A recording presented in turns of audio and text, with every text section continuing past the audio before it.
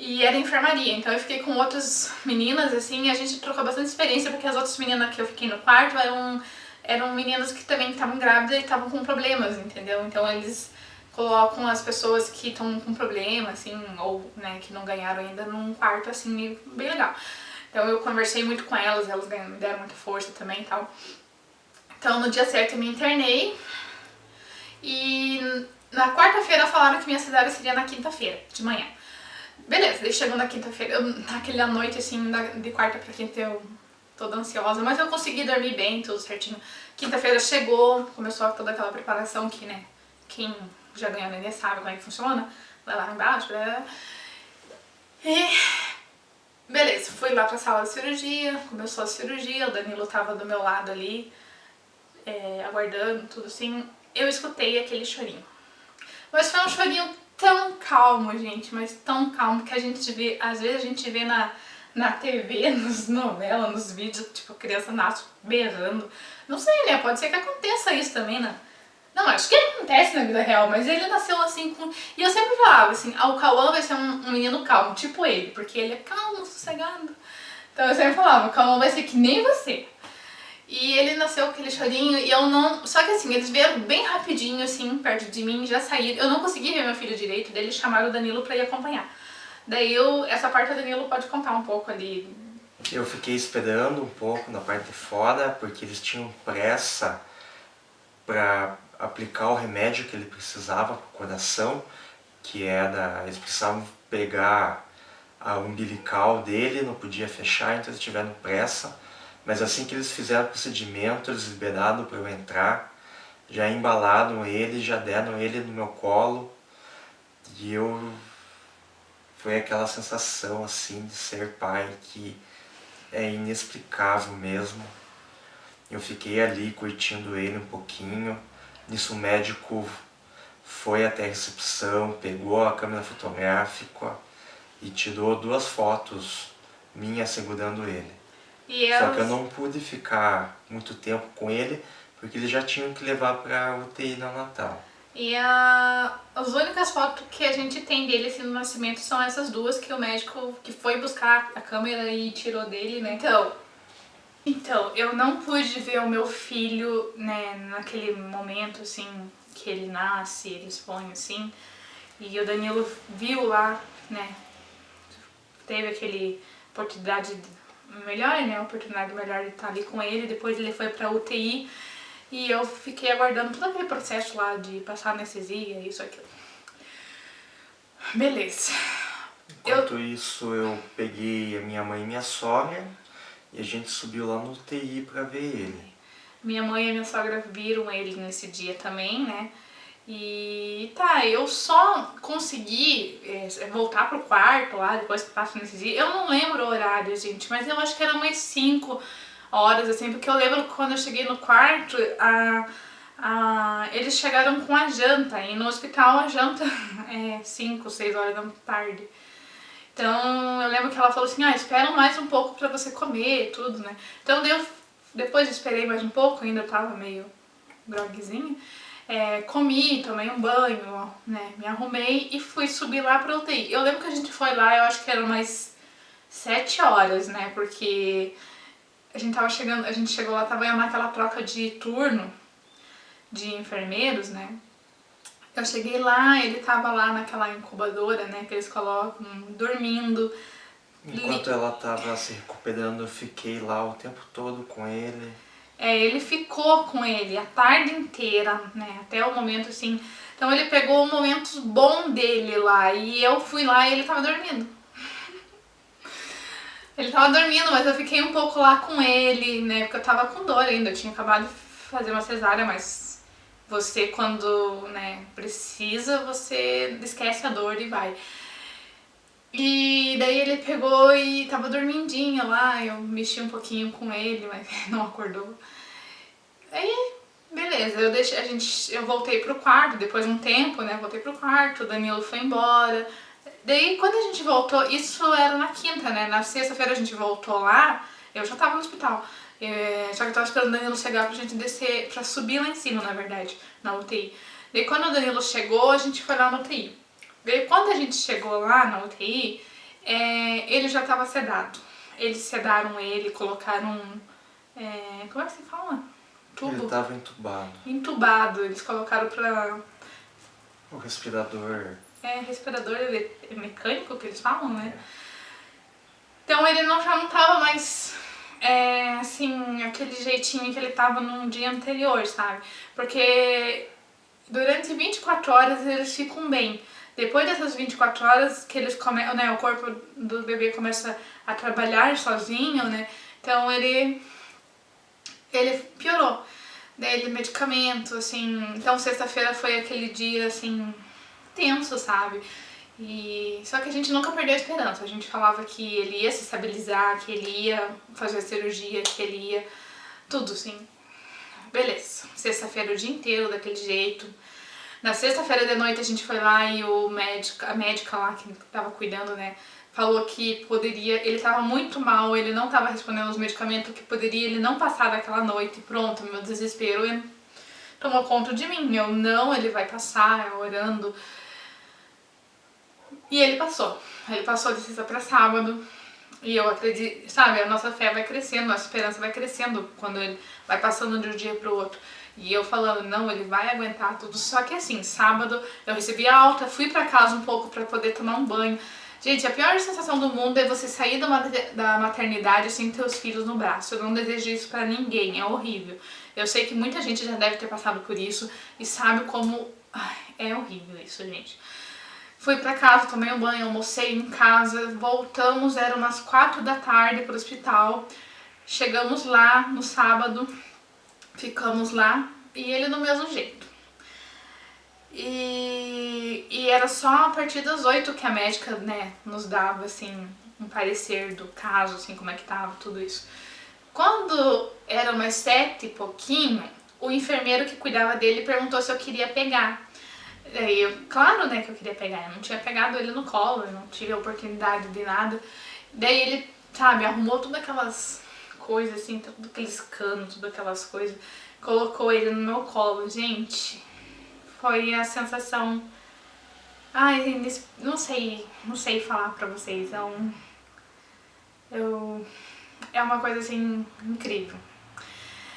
Enquanto você não é mãe, você pensa, não tenho dom pra criança, isso, aquilo. Não tenho mesmo dom pra criança. Mas quando ele veio no meu colo, assim, sei lá, é uma alegria sem fim. Eu acho que o Danilo deve ter sentido isso quando pegou ele lá, quando nasceu. É um amor que, sei lá, brota da gente, assim.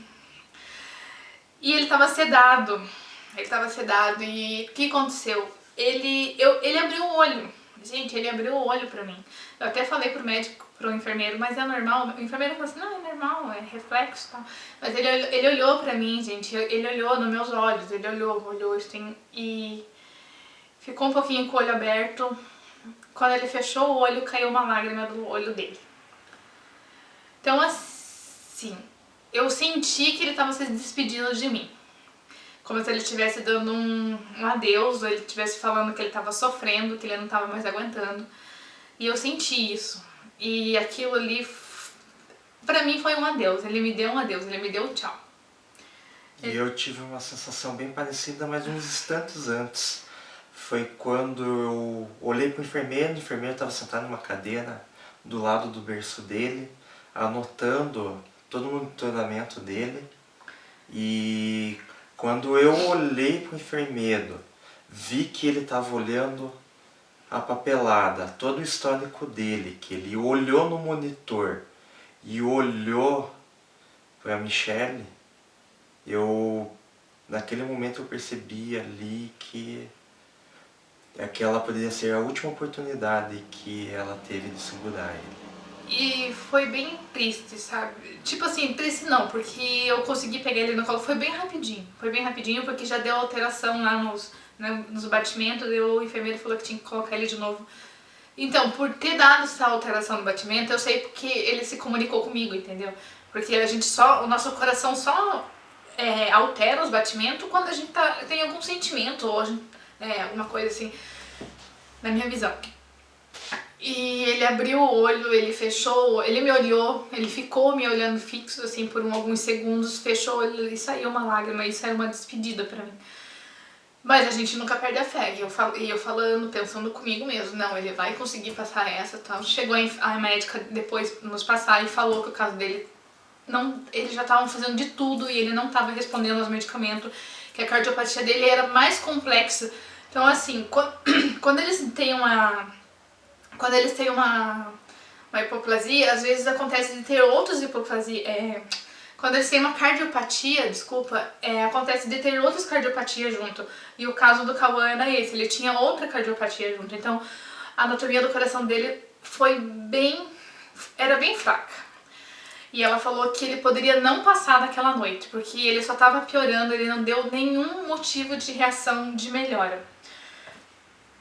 Mas a gente é mãe, né? Nesse momento a gente é mãe, pai, a gente acredita que vai pra frente. Beleza, a gente ficou lá no hospital, daí ele perguntou se podia chamar pra batizar, você chamou teu tio, né, pra ir lá. A ideia veio da médica. Assim que ela veio conversar com a gente, ela falou que já ia liberar para que os familiares visitassem ele, já que aquele dia era dia de visita também. É porque eles não liberam visita de noite, principalmente, né, para as outras pessoas, mas ela liberou para quem quisesse vir ver ele, entendeu? Então aquilo já era como se a gente já soubesse que alguma coisa ruim, sabe? Mas a esperança sempre é a última que morre, apesar de ser liberada a visita, isso, aquilo, pode ser que mude, né? A gente nunca sabe. Daí a gente chamou todo o pessoal, veio um monte de gente, veio a minha mãe, veio a minha cunhada, veio as pessoas que não conheceram ele ainda, sabe? E daí fizeram o batismo. Eu não participei porque eu tava lá fora desesperada, eu só tava chorando. Daí conta a parte aí, que daí eu não sei contar essa parte. Assim, dá um resumo. A gente entrou lá no batismo, o meu tio fez o batismo lá. E assim que ele terminou o batismo, ele entrou em parada cardíaca. E ali eu já sabia que eu já tinha pensado que ele já tinha ido. Ele chegou lá fora falando que ele tinha partido, daí eu, né, entrei em desespero, chorei, tudo. Só que daí a médica veio e falou que ele voltou. Só que, sei lá, sabe, a gente ficou lá naquele sábado, daí depois todo mundo foi embora, né? E a gente ficou lá, tudo. E daí a gente ficou numa salinha assim, daí, que é pra fora assim da UTI. Então toda vez que abria aquela porta assim, a gente, sabe, com o coração na mão. Daí eu acabei cochilando, acho que a gente acabou cochilando um pouquinho e era 1:55, eu levantei pra ir no banheiro, gente. Eu senti uma coisa e falei, eu preciso ir no banheiro. Acordei assim, né, fui no banheiro. Quando eu saí do banheiro, a médica tava com o Danilo na porta. Então quando ele me olhando com aquela cara assim, então eu já sabia, sabe? Daí ele veio informar que ele teve a segunda parada e faleceu. Então assim, gente, daí teve todo aquele processo, né, de a gente ter que fazer enterro, isso aqui. Foi bem triste, então eu vou pular essa parte porque essa parte é triste, gente. Qual enterro que não é triste? Mas era o nosso primeiro tão sonhado filho, que até então tava tudo bem, que do nada a gente descobriu uma coisa super grave e que a gente lutou, né, com todas as nossas forças pra que isso fosse uma história diferente. A gente sabia que ele iria ficar no hospital, ele iria fazer cirurgias, a gente não sabe qual seria a vida dele, entendeu? Se iria ser uma vida normal, se uma vida de sofrimento, a gente não sabe. Eu tenho algumas amigas que têm filhos, né, que eu conheci nesse meio, né, da cardiopatia, que têm filhos com esse problema, que fizeram cirurgia, que estão em casa, que estão bem. Então assim, vai de criança para criança, vai de anatomia do coração para anatomia do coração. São casos e casos. O nosso a anatomia do coração dele era muito ruim e eu sempre falava assim, que se fosse pra acontecer alguma coisa que acontecesse no começo, né, porque eu não queria vir pra casa com meu filho, ter todo aquele vínculo e depois a gente ter que voltar pro hospital fazer cirurgia e ele acabar falecendo em cirurgia. E eu queria que fosse feita a vontade dele. Eu não queria ver ele sofrendo aí, gente, porque você vê uma criança tão pequenininha cheio de tubo, cheio de coisa enfiada no corpo, gente, não é vida. Eu acho que isso não é vida pra ninguém. Nem pra gente grande, nem pra pessoas pequenas, pessoas bebê. Então assim, daí foi tudo aquela coisa triste, sabe? A gente voltou, depois que fez o enterro, eu não consegui voltar pra casa, acho que eu fiquei uns meses ali na minha mãe. E a gente, foi em outubro, ele nasceu dia 9 de outubro e faleceu no dia 12 de outubro, dia das crianças. Eu chorava muito, mas era de noite era mais complicado, assim. Durante o dia a gente até se distrai, mas à noite assim era bem complicado. Quando eu voltei pra casa eu não conseguia abrir a porta do quarto. E quando né, passou em fevereiro, assim, que foi meio que acalmando, assim, porque eu pensei comigo, gente, assim, eu não vou deixar isso me abater, eu não vou deixar, eu poderia estar numa cama de depressão, poderia estar doente, eu poderia qualquer coisa, mas eu acho que ele não gostaria de me ver assim, porque eu sempre fui uma pessoa forte, guerreira, lutadora, feliz, contente, e eu acho que não é do meu perfil ser uma pessoa, como é que se diz, fraca. E então eu falei assim que foi feito o melhor pra ele, se aconteceu o que aconteceu, foi, né, melhor pra ele. Só que dói muito você perder o seu primeiro filho, sabe? Não que fosse o segundo fosse menos dor, não é isso que eu quero dizer. É que tanto tempo esperando pra ter um filho e quando a gente conseguiu aconteceu isso. Mas eu quero, né, deixar claro que eu lutei pra que eu não ficasse em depressão. Ele sempre me ajudando, ele sempre me apoiando, ele nunca deixou de acreditar. Eu, muitas vezes, antes de nascer, eu desacreditava, falava que ele iria partir, e ele não vai, não sei o quê. Então isso me ajudou bastante. Só que aconteceu o que aconteceu, ele partiu. Hoje ele é a minha estrelinha que brilha pra mim. Nossa estrelinha que brilha pra nós, né? E ele deixou como é que posso dizer, um conhecimento de um amor que a gente nunca imaginou que a gente poderia sentir e uma lição de vida, né? Porque a gente é tão novo, eu sei que nós não somos os únicos que passamos por isso. Nesse mesmo meio de amigos que eu conheço, desses que têm, né, filhos com esse problema, tem minhas amigas também que tem aquelas que perderam. O mesmo caso nosso, né, que ficaram ali no hospital no começo e faleceram, ou tem casos que faleceram mais tarde, né, acho que quanto mais é pior. Só que a gente lutou pra, então assim, as pessoas têm que ser fortes, independente do que acontecer. Eu sei que é triste, eu sei que é complicado, mas a gente foi forte, a gente lutou pra que isso não nos abalasse mais, né, do que já abalou. Só que assim, porque superação versus esperança? Porque eu tinha a intenção de engravidar de novo, né, até o final desse ano eu queria tentar engravidar de novo. Beleza, a gente fez todos os exames pra saber se o problema da cardiopatia poderia ser ser genético, deu que foi simplesmente uma fatalidade que aconteceu. E lá por abril, o que aconteceu, gente? Eu descobri que eu estava grávida de novo! Sim, eu vou ser mamãe de novo! E eu não acreditei, eu fiquei um pouco com medo porque... A gente fica um pouco com medo, entendeu? Porque a minha médica falou que eu tinha que esperar 6 meses pra engravidar de novo. E nas minhas contas eu tinha dado 5 meses, então vem aquele medo, sabe? De engravidar, sei lá, com pouco tempo de uma cirurgia pra outra. E também por causa de tudo que a gente passou, né?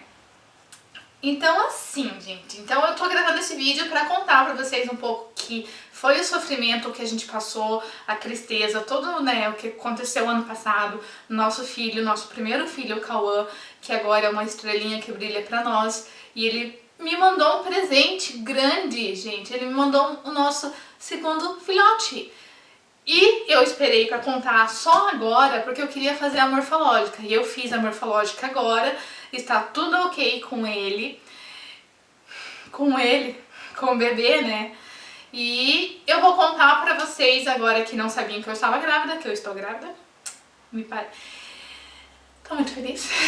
E vou contar o sexo pra vocês. Tem muita gente querendo saber o sexo. Tem muita gente que fica me perguntando e eu tava escondendo. Só que agora a gente vai contar. Só não grite, né? Qual é o sexo do nosso outro filho? Fale, Danilo. É um menino! Sim, gente, é outro menino. Todo mundo achando que era uma menina agora dessa vez. Assim, até no fundinho eu também achei que ia ser uma menina, mas eu sempre sonhei ter um filho homem. E agora eu tenho 2 filhos homens, então eu sou rodeada de homens na minha vida. Então agora a gente vai ter outro menininho que vai se chamar Enzo. Foi uma briga a luta do nome, gente.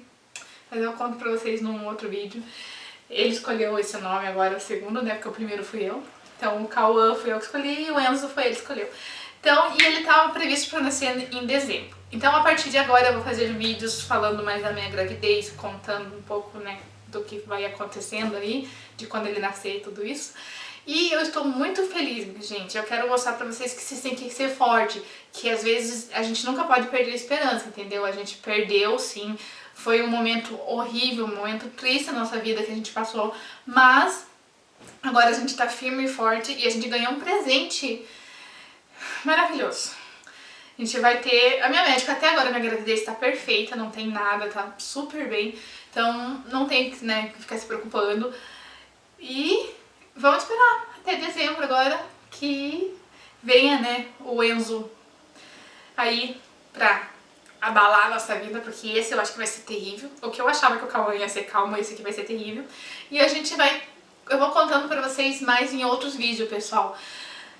Então é isso, eu acho que o vídeo de superação versus, né, esperança é isso, é pra dizer que a gente superou uma coisa super forte que aconteceu na nossa vida, porém a gente ganhou uma esperança, né, nunca deixamos a esperança de lado no caso do Cauã, só que daí quando aconteceu dele falecer, a gente nunca perdeu a esperança de conseguir, né, ter uma outra gravidez, de uma gravidez perfeita, tudo.